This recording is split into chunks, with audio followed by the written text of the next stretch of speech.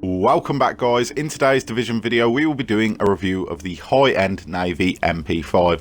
Now you can purchase the blueprint from this from DZ06's safe house for Phoenix credits. I'm not 100% sure on the exact amount I paid for it, but it's less than 200 and you can get that in a couple of days, if not in one day, quite easily.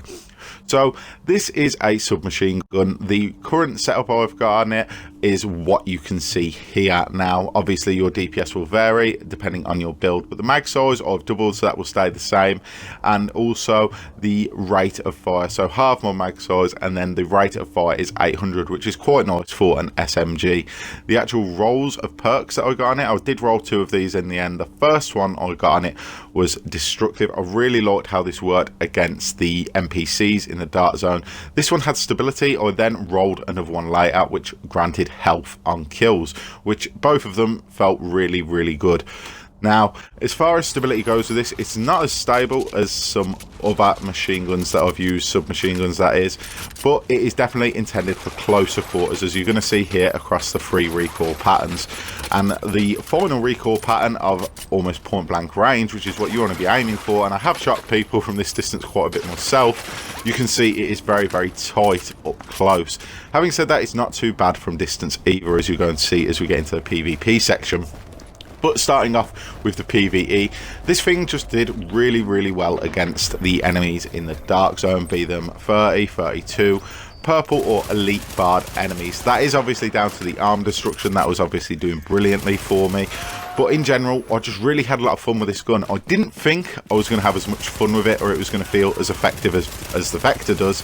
And in all honesty, at first it didn't. But then I didn't put the gun away. I kept using it because it was so much fun. With that high magazine size, you can just keep firing constantly, especially if you use the perk in your talent tree that allows you to possibly get 1 bullet back out of every 2 fired, as long as they're hitting people in the head. So with that high magazine size that it does have, with an extended mag of course, it is just brilliant for wiping little groups of mobs out. You can just keep going, tear through them, even if they're fighting each other. It's not going to be an issue whether you're solo, with friends. It's just a really good gun in the PvE aspect. Moving into the PvP, not many people were going rogue at first, so I had to do it just to test it out, and I was extremely surprised in how fast this guy dropped, and then I kept being surprised at how quickly it was able to drop people. Now, I'm not a fan of going rogue sometimes, but yesterday I did go rogue a lot just because I really wanted to put this weapon through its paces so I could give it an accurate review and let you know what I actually think of it.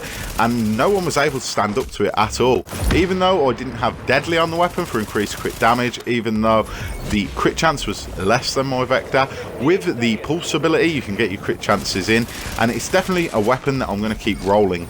You will need Division Tech to make this weapon, which can be annoying, but I used every single piece of high-end Division Tech I got yesterday, rolling this over and over again.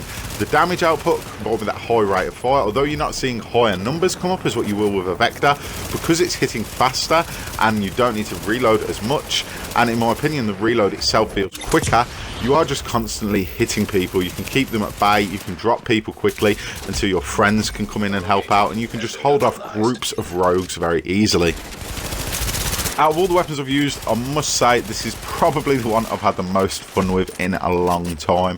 Maybe it was just because there was a lot of PvP going on and that's why I enjoyed it. But as you can see, he's getting away a bit there, and that higher mag again allowing us to keep firing at him, and we were still getting him over a bit of range.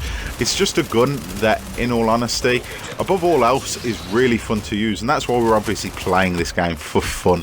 We're not playing it to be the most effective, things like that. We're just playing it to have fun, and the gun is definitely that. And on top of that, it's a beast of a gun. It's not fun in a novelty way, it's fun in a way that allows you to chip down your enemies and really be as successful as you can be in the dark zone taking on enemies.